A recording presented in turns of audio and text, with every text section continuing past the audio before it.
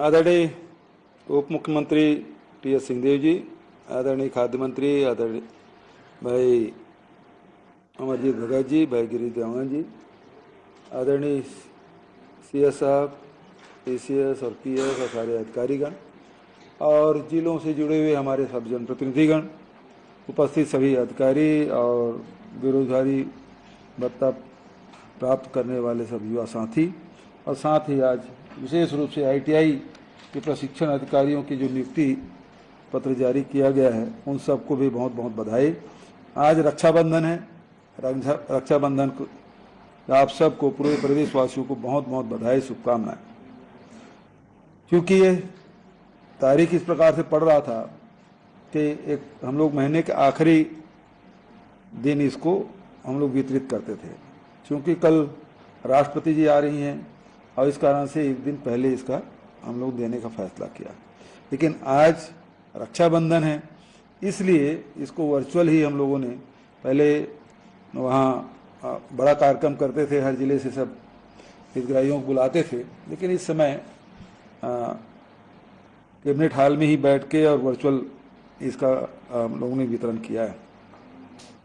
आदरणीय साथियों, सभी बेरोजगारी भत्ता योजना के अंतर्गत आज लगभग 1,29,886 युवाओं को बेरोजगारी भत्ता के 34 करोड़ 55 लाख रुपया की राशि अंतरित कर रहे हैं। अब तक के 146 करोड़ 98 लाख रुपये की राशि इस योजना के अंतर्गत अंतरित किए जा चुके हैं।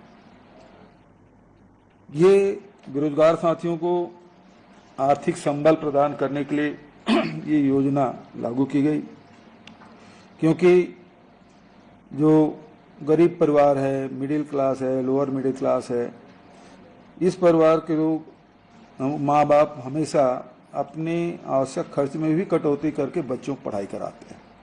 और जब पढ़ लिख के तैयार हो जाते हैं, उसके बाद कहीं जॉब नहीं लगता, तो व्यापार नहीं करता, नौकरी नहीं मिल पाती। ऐसी परिस्थिति में जो युवा साथी हैं, जो पढ़े लिखे हैं, उनको लगता है कि मैं घर के लिए बोझ बन गया हूँ।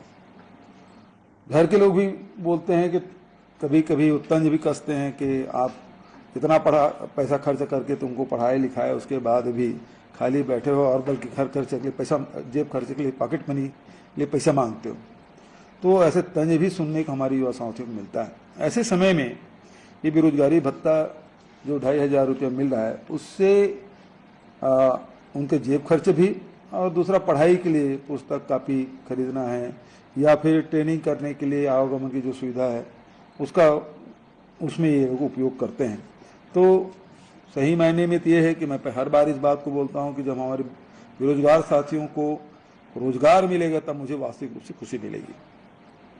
अभी प्लेसमेंट एजेंसी के माध्यम से लगातार प्लेसमेंट कैंप, क्षमा चाहूँगा, प्लेसमेंट कैंप के द्वारा अभी तक के हमारे अधिकारियों की बड़ी मेहनत से रोजगार के नए अवसर निर्मित हो रहे हैं। बहुत सारे साथियों से मैंने अभी बालोद से, कोंडागांव से, सरगुजा से, बिलासपुर से, सभी साथियों से मैंने बात की, और अभी तक इस योजना में अभी तक के 6,692 लोगों को रोजगार और स्वरोजगार से हम लोग जोड़ चुके हैं।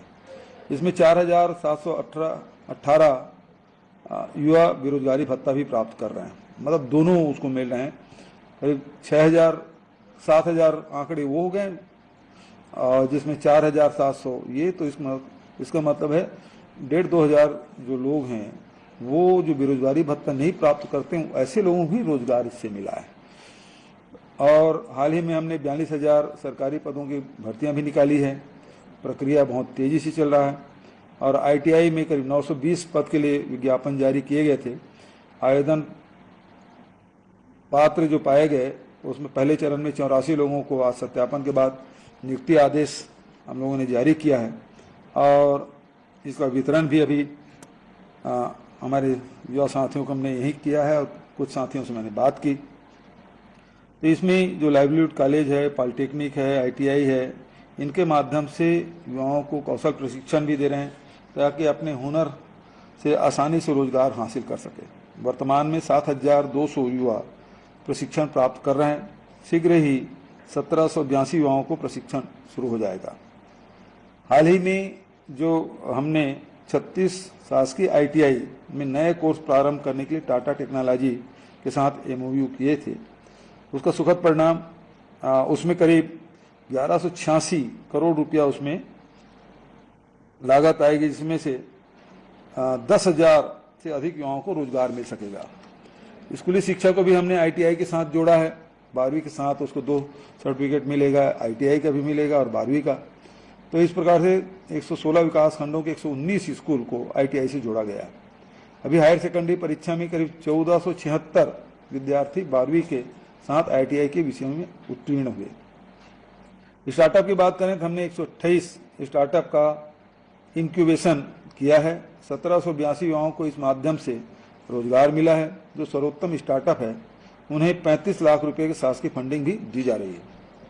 बेरोजगारी भत्ता योजना के अंतर्गत 52% युवा पिछड़े वर्ग से लाभान्वित हो रहे हैं, अनुसूचित जाति वर्ग से 26% और अनुसूचित जाति वर्ग से 16% और सामान्य वर्ग के 6% युवा इस योजना से लाभान्वित हुए हैं। इन प्रयासों के साथ साथ राज्य शासन की विभिन्न योजनाओं के माध्यम से बड़े पैमाने पर युवाओं को रोजगार से जोड़ा गया है। गोधन न्याय योजना, रिपा, लघुवनोपज संग्रहण, प्रसंस्करण, वैल्यू एडिशन जैसे कदमों से सैकड़ों की संख्या में रोजगार के अवसर निर्मित हुए हैं। रिपा में अब तक के 1316 उद्यम अब तक के स्थापित हो चुके हैं। इनके माध्यम से 10,000 उद्यमी लाभान्वित हो रहे हैं। हमारी नई औद्योगिक नीति से राज्य में करीब 3,000 से अधिक नए उद्योग की स्थापना हुई है। उसमें 52,000 से अधिक युवाओं को रोजगार प्राप्त हुआ। यही नहीं, 192 नए MOU किए हैं। अभी इन उद्योगों में ये उद्योग लगेंगे और इसमें भी 90,000 लोगों को रोजगार मिलेगा। बेरोजगारी भत्ता देने, रोजगार और स्वरोजगार से जोड़ने, प्रशिक्षण की व्यवस्था करने के साथ साथ हमारी सरकार ने शिक्षित बेरोजगार युवाओं के सामने आने वाली चुनौतियों को कम करने का भी प्रयास किया है। हमने PSC और व्यापम की परीक्षाओं में लगने वाले शुल्क समाप्त कर दिए हैं। फीस माफी के बाद व्यापम द्वारा आयोजित 28 परीक्षाओं में शामिल हुए 18 लाख परीक्षार्थी को लगभग 18 करोड़ रुपए की राहत हमने परीक्षा शुल्क माफी के रूप में दी। अब तक की PSC में 19 परीक्षाओं में 4,72,026 युवाओं ने हिस्सा लिया और इनके 15 करोड़ 19 लाख रुपए की फीस छूट शासन के द्वारा दी गई। इस प्रकार फीस माफी के निर्णय से 22 लाख से अधिक युवाओं को 32 करोड़ 75 लाख रुपए की फीस की छूट राज्य शासन के द्वारा दिया गया। हाल ही मैंने प्रदेश में 5 संभागों में युवाओं से भेंट मुलाकात की। युवाओं के अनेक मुद्दे और विषयों पर विस्तृत चर्चा की। इस दौरान युवाओं को आत्मविश्वास देकर मैं छत्तीसगढ़ में आने वाले भविष्य को लेकर निश्चिंत हूँ। मैं आश्वस्त हूँ कि गढ़बो नवा छत्तीसगढ़ का जो सपना हम सब ने मिलकर देखा है उसे पूरा करने में युवा साथियों का योगदान बहुत महत्वपूर्ण होगा। आदरणीय साथियों, अभी बेरोजगारी भत्ता के साथ साथ हम लोगों ने जो प्रशिक्षण का कार्यक्रम शुरू किया, जैसे कि शुक्ला जी ने बताया भी कि 1,30,000 जो युवा हैं उसमें से 12,000 लोग अब प्रशिक्षण प्राप्त कर रहे हैं, मतलब 10%। अब इसको हम लोगों को धीरे धीरे आगे बढ़ते हुए 100% तक ले जाना है। हम जितने भी काम करते हैं, सरकार ने जितनी योजनाएं शुरू की है उसमें आप देखेंगे कि जैसे हम गोबर खरीदी करते हैं तो उसका वर्मी कंपोस्ट बना रहे हैं, उसके विक्रय की व्यवस्था हम कर रहे हैं। लघु वनोपज की खरीदी करते हैं तो उसका वैल्यू एडिशन करते हैं। इमली है तो उसके तरह तरह के उसे सामग्री बनाई जा रही है। उसी प्रकार से आप देखिए मिलेट्स खरीदी करते हैं तो उसके बहुत से सामग्री बना रहे हैं, उसकी विक्रय की व्यवस्था कर रहे हैं। उसी प्रकार से ये भी योजना हम बेरोजगारों केवल बेरोजगारी भत्ता दे दें, इतने से संतुष्ट हम लोग न होने वाले हैं, न होंगे, बल्कि इसके लिए रोजगार कैसे उनको रोजगार कैसे मिले, इस दिशा में लगातार प्रयास कर रहे हैं। तो मैं पूरे विभाग को, CS साहब को, PS को, पूरे विभाग के अधिकारियों को, जिला के सभी हमारे कलेक्टर और संबंधित अधिकारियों को बहुत बधाई देता हूं कि ये बहुत तेजी से छत्तीसगढ़ का ये माहौल बदल रहा है और इसमें युवाओं की जो भागीदारी है वो निश्चित रूप से बहुत महत्वपूर्ण है। मैं सभी युवा साथियों के उज्जवल भविष्य की कामना करता हूं और रक्षाबंधन की पुनः बधाई और शुभकामना देते हुए अपनी वाणी की विराम देता हूं। जय जोहार, जय हिंद, जय छत्तीसगढ़। धन्यवाद सर। अंत में मैं आभार प्रदर्शन के लिए विभाग के सचिव श्री टोपेश्वर वर्मा जी को आमंत्रित। एक और बात कहना भूल गया मैं। हाँ, एक अच्छी बात है कि 36 हम लोग टाटा ITI को के साथ जो MU किए थे, जिसमें 1186 करोड़ रुपया लगना है, उसमें 5 ITI है। 36 में से 5 ITI का लोकार्पण 20 से 25 सितंबर के बीच में हम लोग करेंगे। तो इसके लिए सब तैयारी भी कर लें। तो ये बहुत जल्दी ये हो रहा है, ये बड़ी उपलब्धि, जिससे नौजवानों को नए ट्रेड में ट्रेनिंग करने का अवसर मिलेगा। तो सबको मैं बधाई देता हूँ। आज